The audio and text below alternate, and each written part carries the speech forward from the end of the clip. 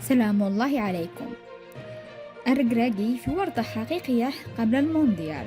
يقترب موعد مونديال قطر، ومعه تزداد مخاوف المدربين بخصوص إصابات اللاعبين التي تربك الحسابات وتبعثر أوراق والخطط. ذلك ما يبدو أن وليد الركراكي مدرب المنتخب المغربي قد سقط فيه،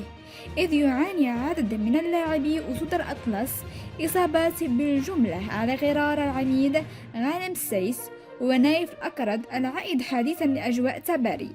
وعبسم الزلزولي ويوسف الناصري، واللاعب الدولي المغربي سفيان بوفال الذي بدأ يتعافى من الألم الذي يعاني منه على مستوى الساق،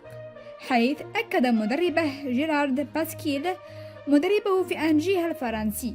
أن اللاعب منتخب مغربي سيغيب عن مباراة فريقه المقبل أمام لانس يوم السبت. وأوضح باسكيل في مؤتمر صحفي عقده النادي الفرنسي اليوم الخميس غياب بوفال في مباراة السبت غير مؤكد، ولكن الأمر سيكون معقدا، إنه يتعافى من الإصابة، مشيرا إلى أنه يجب أن يكون جاهزا قبل مغادرته صفوف النادي للمشاركة رفقة المنتخب المغربي في المونديال. وغاب بوفال عن تدريب أنجي منذ الخميس الماضي، إضافة إلى أنه لم يرافق فريقه لمواجهة موناكو يوم الأحد المنصرم، حيث يخوض برنامجا علاجيا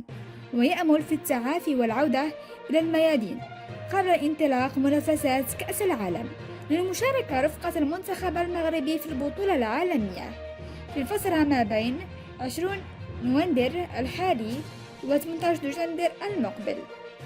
ويحضر الركراكي قائمته النهائية من اللاعبين التي تضم 26 لاعبا فقط، إذ يتسابق الزمن من أجل تأهيل اللاعبين خاصة المصابين منهم والذين يشغلون مراكز مهمة ويشاركون رسميا على غرار خط الدفاع لكل من غانم السايس ونايف الأكرد، وبحث بدائل على مستوى الخط الأمامي. يذكر أنه في إطار استعدادات المنتخب الوطني للنهائيات كأس العالم قطر 2022